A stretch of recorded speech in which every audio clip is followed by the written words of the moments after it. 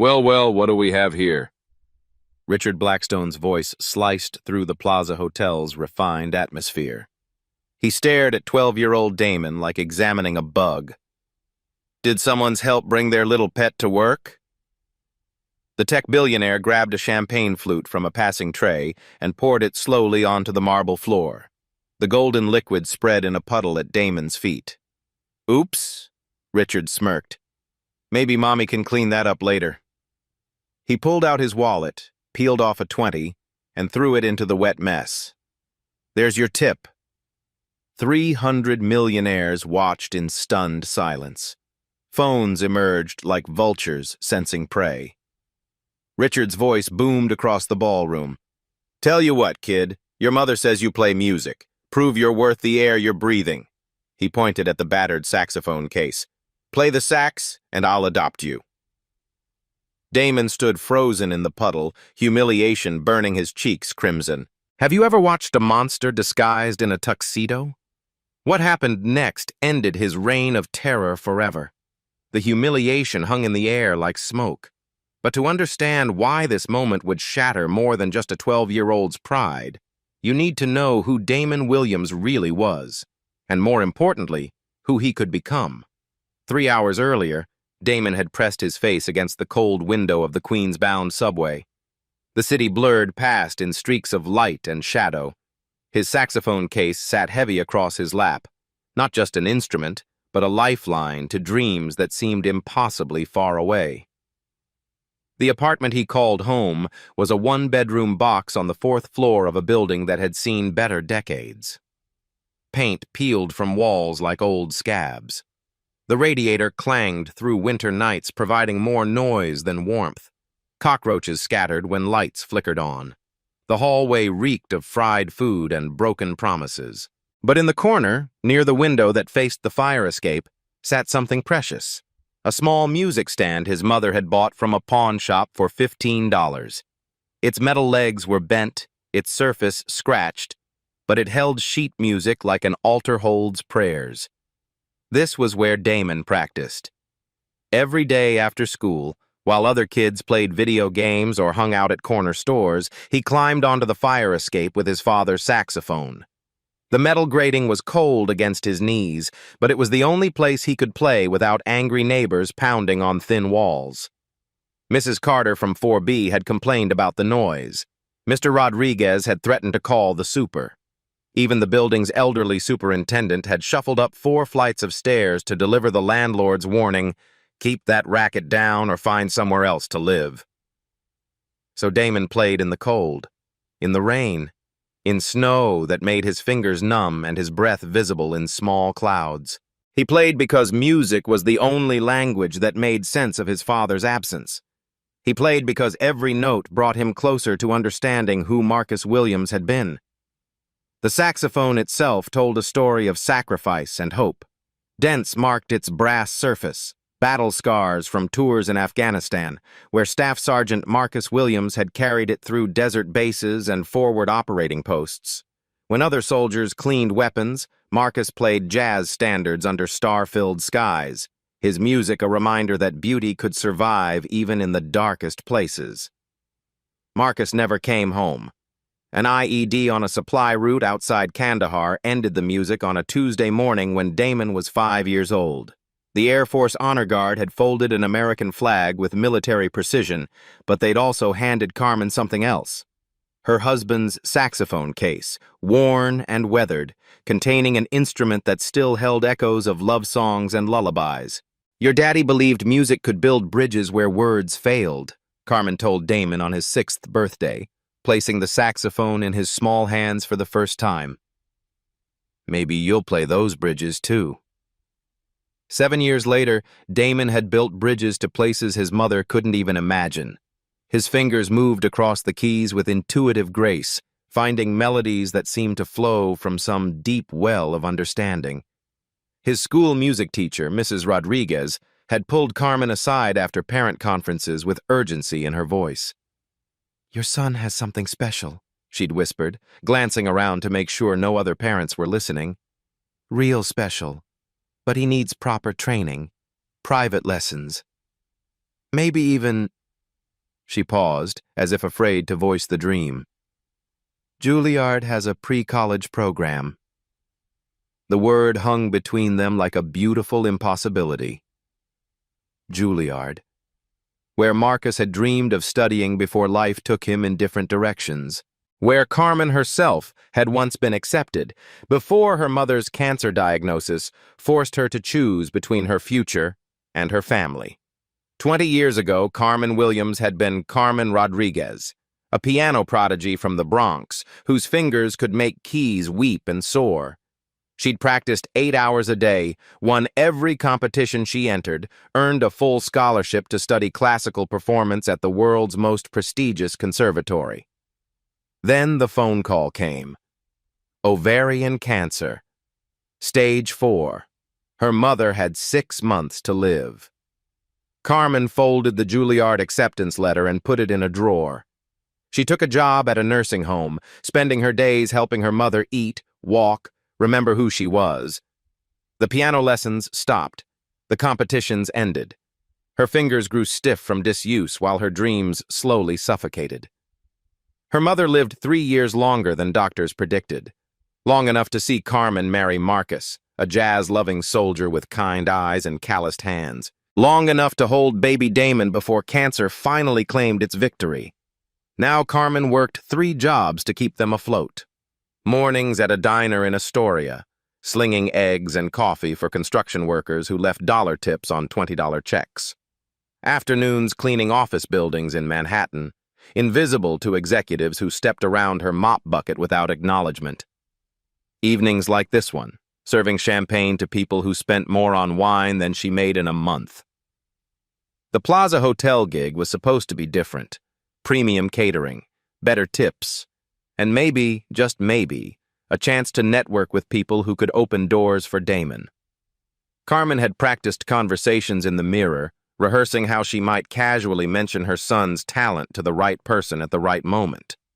Instead, her babysitter had canceled 2 hours before her shift. Carmen faced an impossible choice. Lose the job that paid her highest hourly rate, or bring Damon along and pray he'd stay invisible in the corner. She'd chosen hope over caution, a decision that would change everything. The weight of their situation pressed down like winter air. Rent was due in 6 days. Carmen had $847 in her checking account. The rent was down $200. The electricity bill sat unopened on their kitchen table because some truths were too heavy to face before absolutely necessary. Worse yet, Damon's school had announced budget cuts.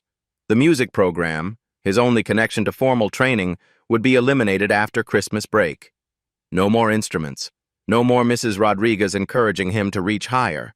No more school concerts where his saxophone could sing to audiences who actually listened.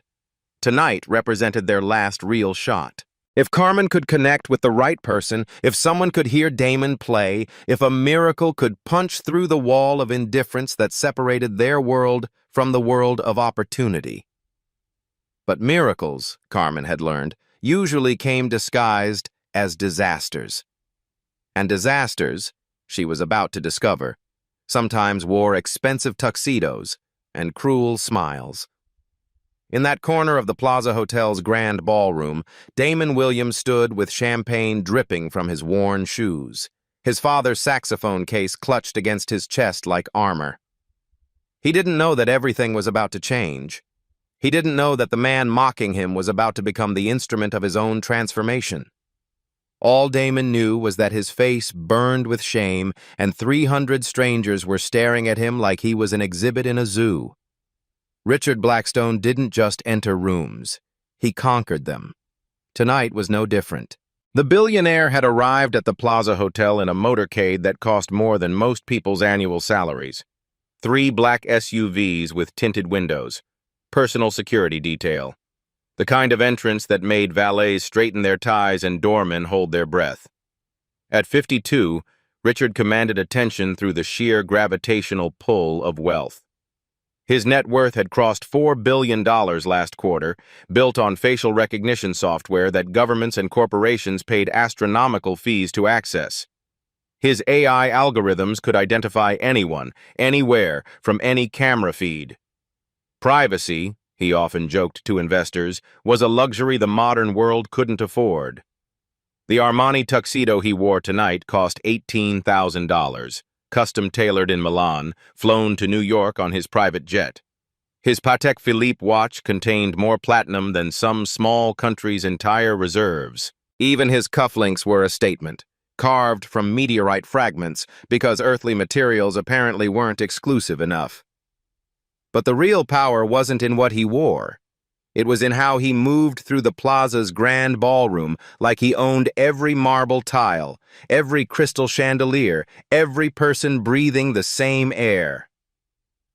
"Richard!" A venture capitalist rushed over, champagne sloshing in his eagerness. "Magnificent donation tonight. 50 million. Truly generous." Richard barely glanced at him. "Tax write-off," he said, already scanning the room for more important conversations. The man's face fell, but Richard had already moved on. This was his pattern. Acknowledge people based on their usefulness. Discard them when they served no purpose. The ballroom was full of admirers who mistook his wealth for wisdom, his success for virtue. His entourage followed at a respectful distance. Vivian, his trophy wife of 8 years, glided beside him in a dress that cost more than a new car. She was beautiful in the calculated way of someone who'd had every flaw surgically corrected. But tonight, something seemed different. The smile felt forced. Her laugh came a beat too late. Behind them trailed Marcus Carter, his personal assistant, a Harvard MBA who'd sold his soul for proximity to power. Marcus carried Richard's phone, his schedule, his secrets. He fielded calls from senators and tech CEOs while Richard sampled caviar and dismissed charities with casual cruelty. 2 bodyguards completed the procession. Former special forces, they looked like they could break bones with their pinkies.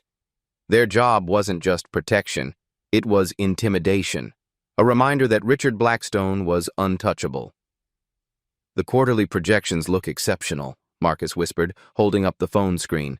"Stock prices, acquisition targets, profit margins, the numbers that governed Richard's universe." "Of course they do," Richard replied, not bothering to look. "When you own the game, you don't worry about the score." This wasn't arrogance. This was a fact. Richard's companies had transformed entire industries. His software powered airport security, border control, and police surveillance. He knew things about people that they didn't know about themselves. Their faces, their movements, their digital footprints, everything was data to be collected, analyzed, monetized. But his greatest power wasn't technological.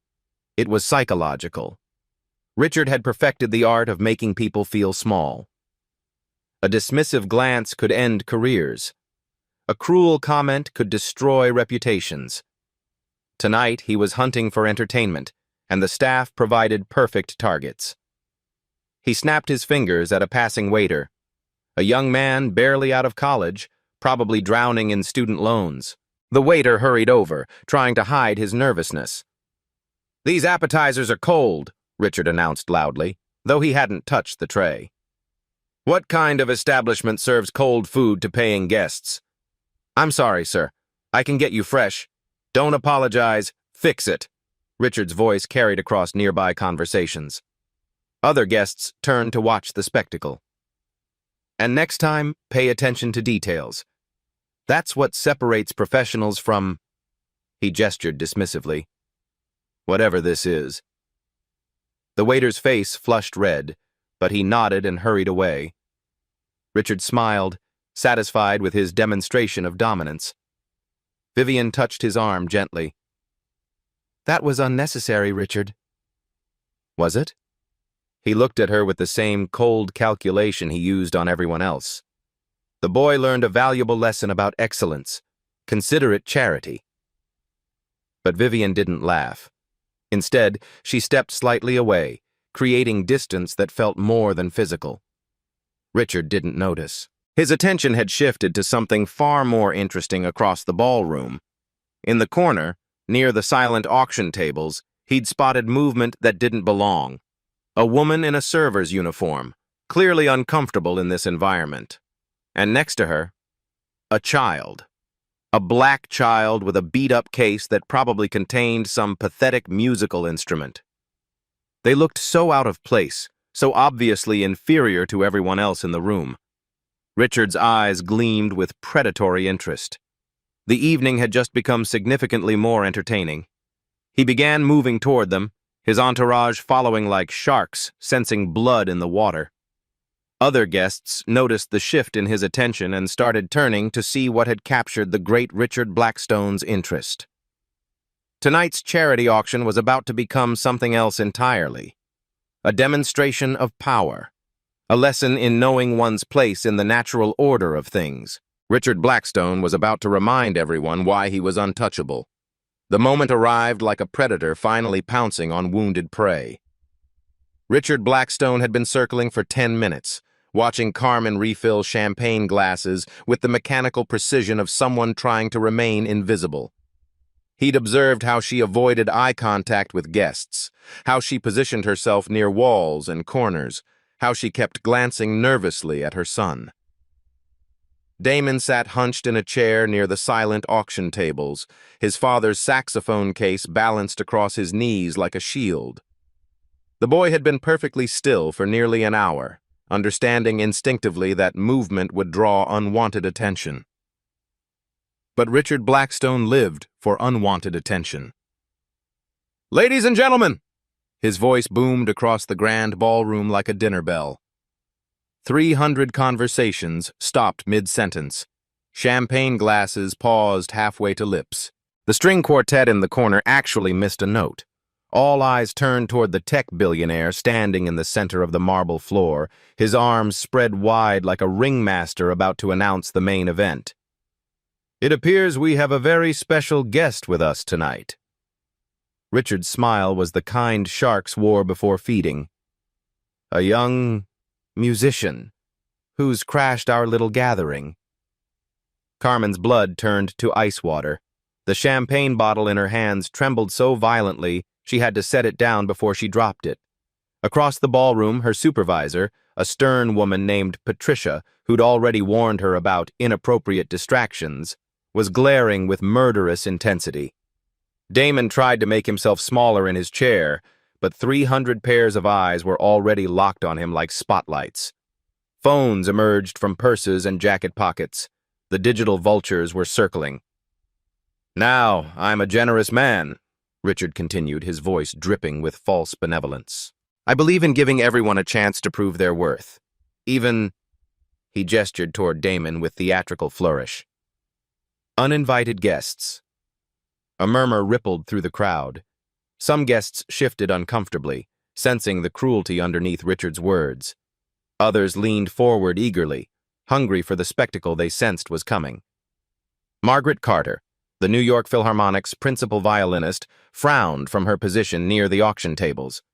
She'd been watching the boy for the past hour, noting how carefully he handled his instrument case, how his fingers occasionally tapped silent rhythms against his leg. Something about him felt different, familiar. But Richard wasn't interested in subtlety or observation. He was interested in domination.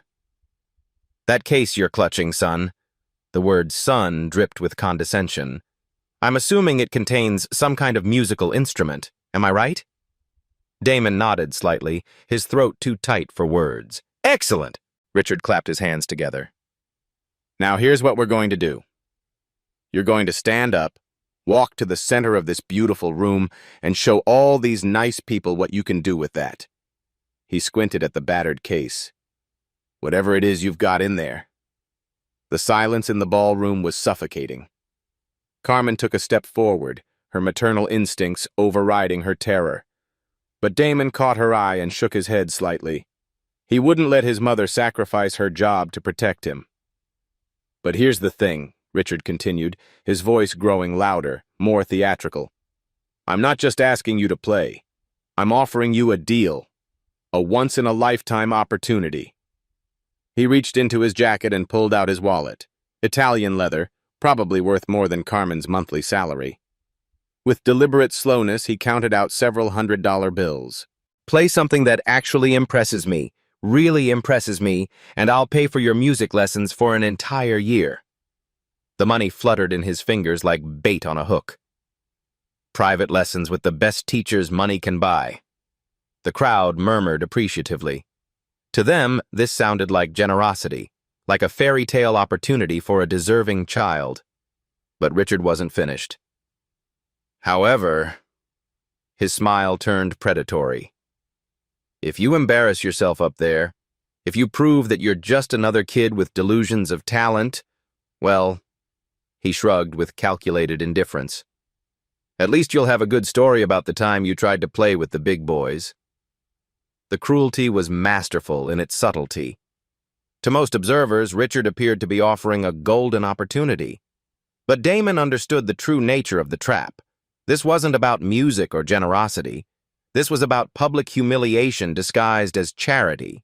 Patricia, Carmen's supervisor, was frantically signaling for her to intervene, to remove her son before this spectacle could continue. Other staff members had stopped working entirely, drawn into the drama unfolding in their workplace. "Come on now," Richard's voice took on a taunting edge. "Don't keep us waiting. Your mother works very hard to get you into fancy places like this. Surely you don't want to waste such a generous opportunity." The word generous was a blade wrapped in velvet. Every person in that ballroom understood the subtext. This boy didn't belong here. His mother was a charity herself, and now her son would provide entertainment for his betters. Damon's hands shook as he looked down at his father's saxophone case. The worn leather, the military surplus straps, the dents and scratches that told stories of love and loss and dreams deferred. 300 strangers waited for his answer. 300 phones ready to capture whatever came next. 300 witnesses to what Richard Blackstone assumed would be a lesson in knowing one's place. The question hung in the air like a noose. Do you dare? The silence stretched like a held breath. 300 faces stared at Damon, waiting for him to crumble under the weight of their expectations, waiting for him to run, waiting for him to prove Richard Blackstone right. But something was happening inside the 12-year-old boy that none of them could see. Damon's fingers traced the worn brass latches of his father's saxophone case. Each scratch told a story. Each dent carried a memory. He could almost hear his father's voice through the years, through the distance between worlds. "Music doesn't care about your circumstances, son. It only cares about your heart." Carmen watched her boy from across the ballroom, her own heart breaking with every second of his humiliation. She wanted to rush over, to shield him, to tell these cruel strangers that her son was worth more than all their money combined. But Damon's eyes met hers across the crowd, and in that look, she saw something that stopped her cold. Recognition. This was his moment, not hers to save him from, but his to claim. Damon remembered the fire escape, the cold metal grating against his knees, the way his breath formed clouds in winter air while he played for an audience of pigeons and city lights. He remembered Mrs. Rodriguez pulling him aside after class, her voice hushed with excitement. "You have something special, Damon. Something that can't be taught or bought." He remembered his mother's stories about his father, how Marcus Williams had played jazz in Afghan forward operating bases, how his music had given homesick soldiers a few minutes of peace in a war zone, how he'd believed that beauty could survive anywhere, even in the ugliest places. This ballroom, with its crystal chandeliers and designer gowns and cruel laughter, was just another kind of war zone. And Damon Williams was his father's son. He stood up slowly, the saxophone case heavy in his small hands. His legs felt unsteady, but his resolve was growing stronger with each heartbeat. The crowd sensed movement and leaned forward like predators scenting weakness. But Damon wasn't weak. Not anymore. He walked toward the center of the ballroom, each step more confident than the last. The marble floor stretched before him like a stage, like a battlefield, like a place where dreams either died or were born. When he reached the space Richard had indicated, Damon set his case down carefully. His hands no longer shook as he worked the latches. The brass gleamed dully in the chandelier light as he lifted out his father's saxophone. He looked up at Richard Blackstone, this man who thought money made him powerful, who believed cruelty made him strong. And then Damon spoke, his voice quiet but carrying across the silent ballroom like a prayer. "I'd like to play something for my father." Damon's hands trembled as he assembled his father's alto saxophone. The instrument showed every year of its service, brass tarnished to a warm gold, dents from overseas deployment mapping its history like battle scars. When he attached the mouthpiece and neck, the familiar weight settled into his arms like coming home. The Plaza Hotel's grand ballroom had never hosted anything like this. 300 of Manhattan's elite stood frozen in a tableau of expectation and cruelty, their phones raised like weapons, their breath collectively held. Crystal chandeliers cast prismatic light across marble floors that had witnessed countless galas, but nothing that would matter as much as what was about to unfold.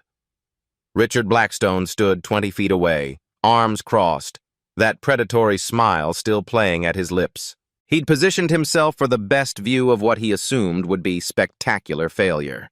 His wife, Vivian, had stepped back, distancing herself from the cruelty she could no longer stomach. Even his bodyguards seemed uncomfortable with the theater their boss had orchestrated. Carmen pressed herself against a marble pillar, her server's uniform marking her as invisible to most guests, but her eyes burning with a mother's fierce love and terror. Patricia, her supervisor, was making cutting gestures across her throat, universal sign language for, "End this now before it gets worse." But it was too late for endings. This was the beginning of something none of them had seen coming. Damon brought the saxophone to his lips and played a single tentative note. The sound emerged soft and uncertain, barely audible above the ambient noise of shifting feet and suppressed whispers. Some guests exchanged glances, their assumptions about what came next seeming confirmed. Richard chuckled quietly to himself. This was going exactly as planned. The kid would stumble through a few painful notes, the crowd would get their entertainment, and everyone would remember their place in the natural order of things. Then Damon played another note. Stronger this time. Clearer. And then he spoke, his young voice carrying across the silent ballroom. "This is Strange Fruit." The title hit the crowd like a physical blow. Not a crowd-pleasing jazz standard or a safe classical piece, but Billie Holiday's haunting anthem about racial injustice. A song that carried the weight of American history in every note, the pain of generations in every phrase. The choice was audacious, dangerous, perfect. Margaret Carter, the principal violinist who'd been watching from the auction tables, straightened in recognition. She knew this song. She knew its power. She knew the technical demands it placed on even experienced musicians. And she knew that choosing to perform it here, in this moment, took a kind of courage that most adults never possessed. Several guests shifted uncomfortably. This wasn't the light entertainment they'd expected. This was something else entirely. Something that would force them to confront truths they preferred to avoid. The opening notes emerged from Damon's saxophone like a prayer whispered in a cathedral. Soft, reverent. But underneath the gentleness was something else, a strength that seemed impossible from such a small frame. His fingers found their positions with practiced ease, muscle memory guiding him through the opening phrase. Richard's smirk began to falter. This wasn't what he'd expected. The kid was actually playing, really playing. Not the amateur squawking he'd anticipated, but something that sounded almost professional. As Damon moved into the song's haunting melody, the transformation began. His breathing steadied, drawing from techniques he'd learned through countless hours of practice on cold fire escapes. His posture straightened, shoulders back, spine aligned, the stance of someone who belonged exactly where he was standing. The saxophone seemed to grow larger in his hands, or perhaps he was growing to meet its demands. The tentative boy who'd been cowering in the corner was disappearing, replaced by something else entirely. A musician, an artist, a force that commanded attention through talent rather than wealth. The ballroom's acoustics embraced the music like they'd been waiting for it. Sound bounced off marble and crystal, creating a resonance that wrapped around every listener. The room itself seemed to be participating in the performance, enhancing every note, amplifying every nuance. Guests who'd been checking their phones found themselves lowering the devices. Servers who'd been trying to work discreetly stopped mid-step. Even the bartenders in the corner had paused their glass polishing to listen. The entire ballroom was being drawn into something they hadn't expected, genuine art in a place designed for shallow display. Carmen recognized the change in her son's posture. She'd seen it before, during those cold evenings on the fire escape when Damon transcended their circumstances and touched something larger than their small world. But this was different. This was her son claiming space in a room designed to exclude him, transforming it through the power of his gift. The melody climbed and descended with emotional precision that belonged to musicians 3 times Damon's age. His fingers moved across the keys with impossible fluency, finding the spaces between notes where the real music lived. Each phrase built on the last, creating an architecture of sound that told a story without words. This wasn't just technical proficiency, it was storytelling through sound, prayer through melody, resistance through beauty. Every note was placed with intentionality that spoke to years of disciplined practice and natural understanding that couldn't be taught or bought. A tech executive near the back found himself remembering his grandmother's stories about the Jim Crow South. A philanthropist who'd never questioned her assumptions about deserving poverty felt something crack open in her chest. A hedge fund manager stopped calculating deals and started calculating the cost of his indifference. Margaret Carter was no longer just listening. She was analyzing with professional precision. The boy's embouchure was textbook perfect. His breath control was extraordinary for someone his age. His musical phrasing showed an understanding of the song's emotional landscape that should have taken decades to develop. But more than technical skill, she recognized something rarer: musical intelligence. The ability to hear not just notes but the spaces between them. To understand that music was conversation, not performance. To know that the audience wasn't separate from the art, they were part of it. Richard Blackstone's confident expression was crumbling in real time. His mouth had fallen slightly open, his arms uncrossed. His phone buzzed insistently with stock alerts, the digital heartbeat of his empire. But for the first time in years, he didn't check it. The music had bypassed his intellectual defenses and spoken directly to whatever remained of his humanity. Halfway through the piece, Damon reached the song's most challenging passage, a soaring, mournful phrase that had broken veteran musicians.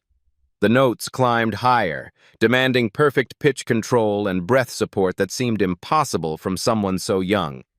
The room held its breath. For one terrifying moment, the music seemed to hang in the balance. This was the moment Richard had been waiting for.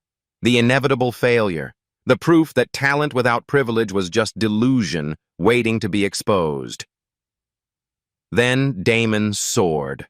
The saxophone sang with a voice that seemed too large for the boy controlling it. The melody climbed with aching beauty, each note placed with surgical precision, each phrase building on the last until the music became something alive and breathing in the space between performer and audience. The sound filled every corner of the ballroom, bouncing off crystal and marble to create harmonics that seemed to come from everywhere at once. Damon's tone was pure, mature, carrying emotional weight that spoke to experiences far beyond his 12 years on Earth. Around the ballroom, the transformation was spreading like ripples in still water.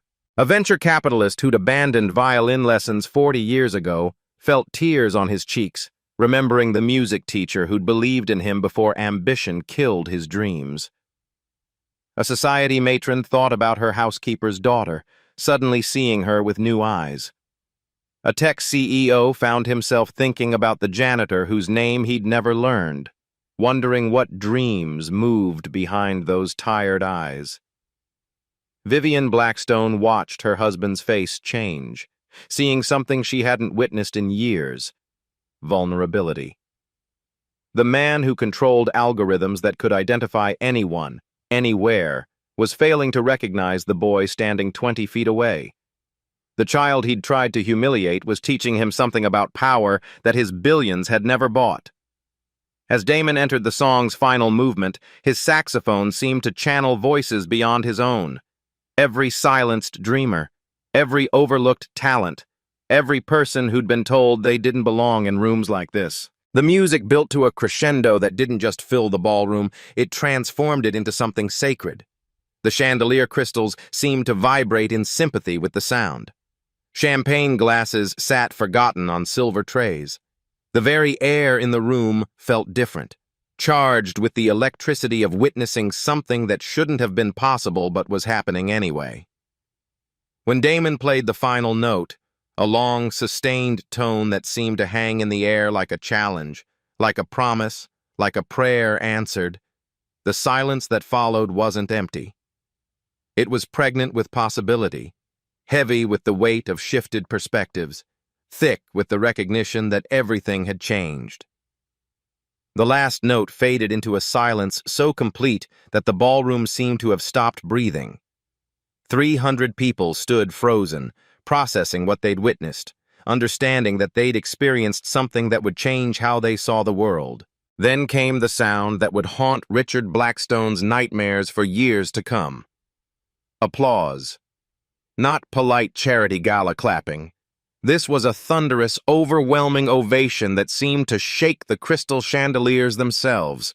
300 people rose to their feet as one, their hands coming together in recognition of something they'd never expected to witness. Some guests were crying openly. A venture capitalist wiped tears from his cheeks without shame.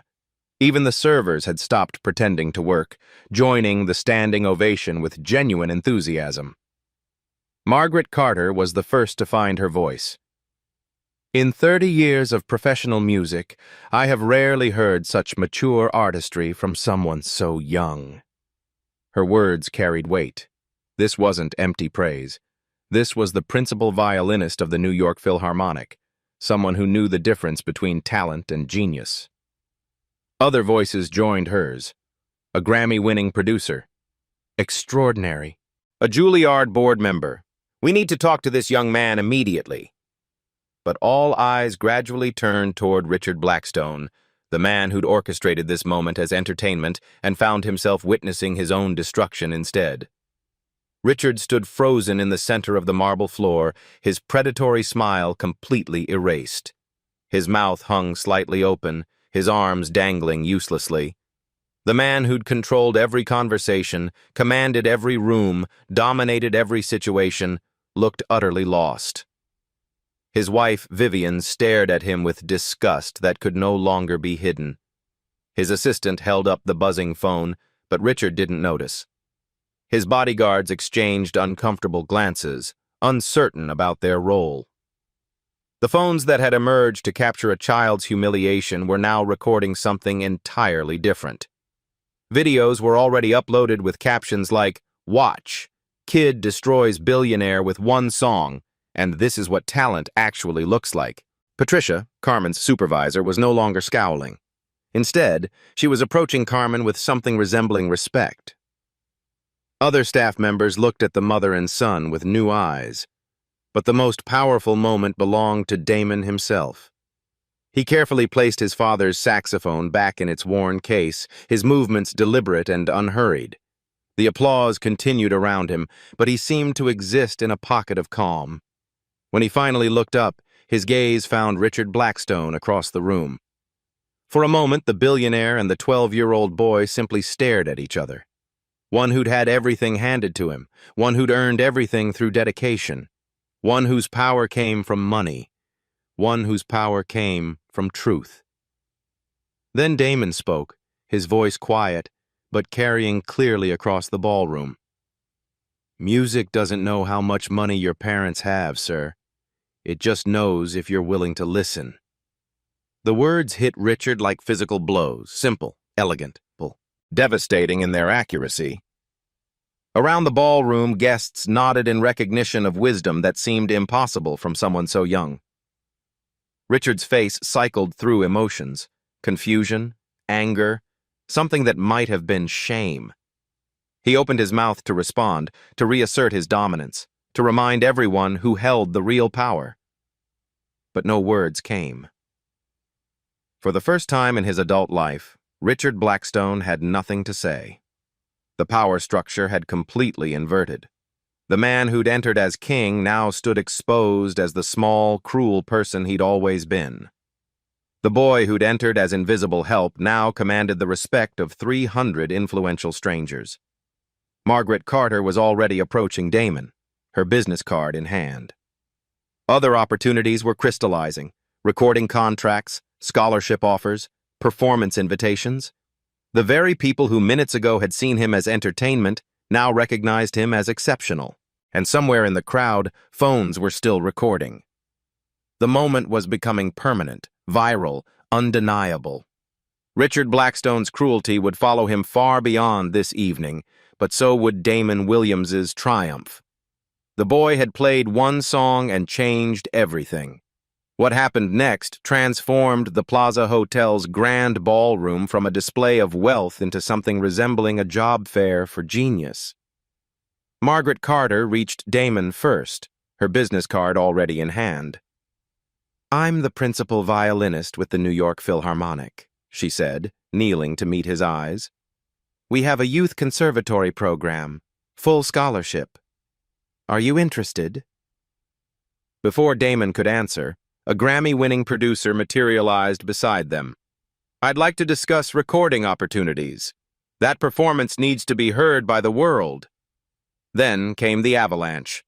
3 private music teachers volunteered their services, a wealthy widow offering to sponsor his education, the director of Lincoln Center's youth programs, a talent agent whose client list read like a who's who of classical music. Carmen stood against her marble pillar, watching her son's life change in real time. Her hands still trembled from adrenaline, but now it was excitement rather than terror. Patricia, her supervisor, approached with an expression Carmen had never seen before: respect. "I had no idea," Patricia whispered, "about your son's gift.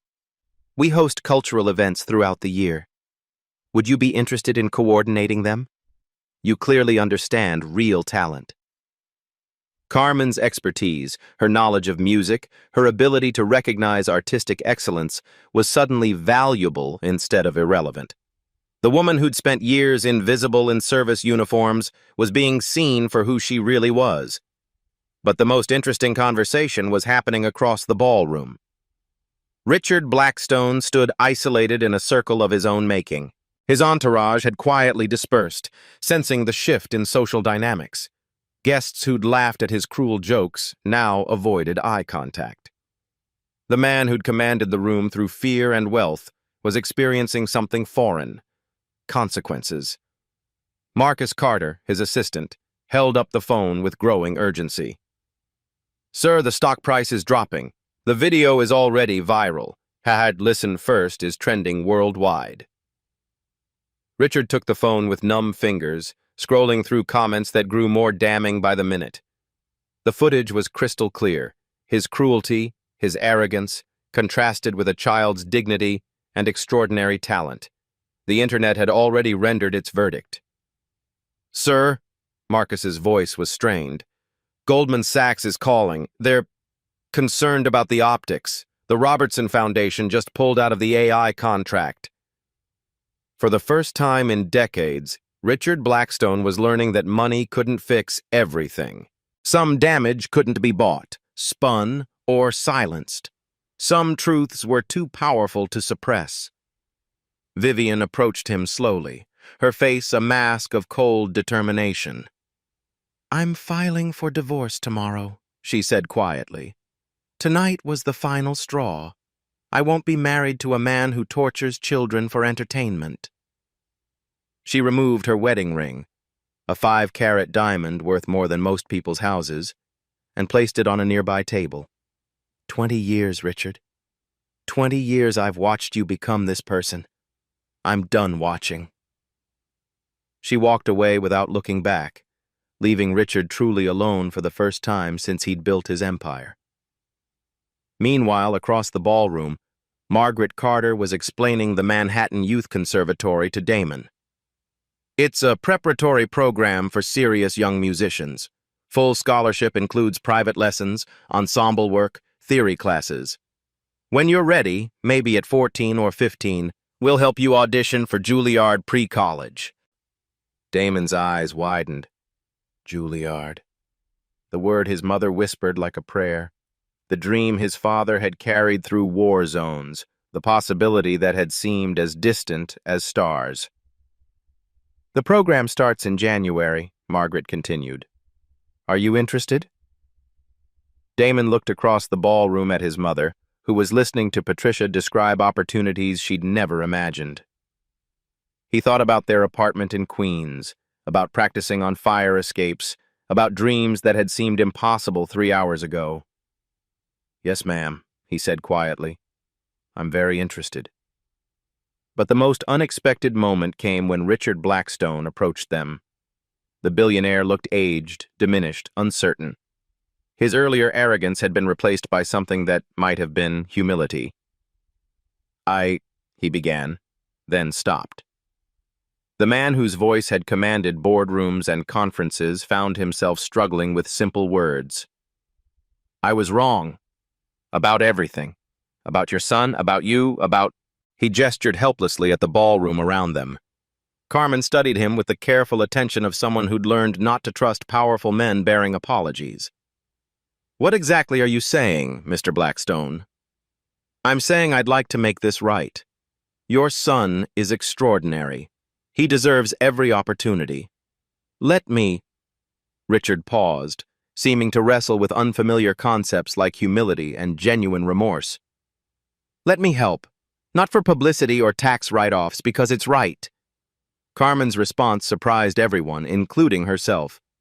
The only thing my son needs from you is the respect you should show every person in this room, including your servers.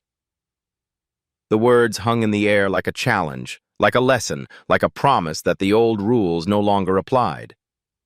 6 months later, Damon thrived at the Manhattan Youth Conservatory. Carmen had launched her own cultural events business, finally using her knowledge and expertise professionally. They'd moved to a better apartment, but Damon still practiced on the fire escape, now by choice, not necessity. And Richard Blackstone? He was learning to listen. 1 year later, the Plaza Hotel hosted another charity gala. But this time, Damon Williams wasn't hiding in the corner. He was the featured performer. The same marble floors, the same crystal chandeliers, the same wealthy crowd. But everything had changed. Damon walked onto the stage wearing a concert tuxedo, carrying his father's saxophone with the confidence of someone who belonged exactly where he was standing. In the front row sat Carmen, no longer invisible in a server's uniform, but honored as the parent of the evening's star performer. Margaret Carter applauded from the VIP section. Recording industry executives took notes for future collaborations. And in the back, almost unnoticed, sat Richard Blackstone. Alone. He'd lost his empire, his wife, his social standing. But he'd gained something more valuable, the ability to recognize beauty instead of just consuming it. That night a year ago, Richard had tried to break a child's spirit and ended up shattering his own illusions. The viral video had cost him billions, but it had taught him what money couldn't buy, respect earned through character rather than commanded through fear. Now he quietly funded music programs in underserved schools. No publicity, no tax benefits, just the simple act of opening doors he'd once helped keep closed. As Damon began to play, a soaring jazz piece that filled the ballroom with hope, Richard found himself wiping away tears. The boy had shown him that talent doesn't wear expensive clothes or arrive in luxury cars. It lives in worn saxophone cases and practices on fire escapes. It speaks through calloused fingers and dreams deferred but never abandoned. Today, Damon Williams is a sophomore at Juilliard, his father's dream realized through his own determination and his mother's unwavering support. He still carries his father's saxophone case, but now it travels to concert halls across the country. Every day, in every workplace, school, and community, there are people whose talents remain hidden behind assumptions about what success looks like. How many brilliant minds do we overlook because they don't fit our narrow definition of potential? Have you ever been that person, dismissed before anyone heard your story? Or have you been the one doing the dismissing, judging potential by appearances? What would change if we listened first and assumed second? If Damon's story moved you, there are thousands more like him waiting for someone to believe in their dreams. Subscribe to hear more stories of ordinary people doing extraordinary things. Hit that notification bell, because next week we're sharing the story of a homeless veteran whose chess game in Central Park caught the attention of a world champion. This is just the beginning. Every Tuesday, we bring you real stories of underdogs who prove that talent, character, and determination can triumph over prejudice and privilege.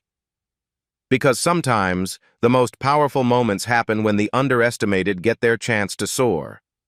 And if you think Damon's performance was impressive, wait until you hear what happened when that chess master realized his opponent wasn't just homeless. He was a former MIT professor whose life took an unexpected turn. That story will challenge everything you think you know about success and failure.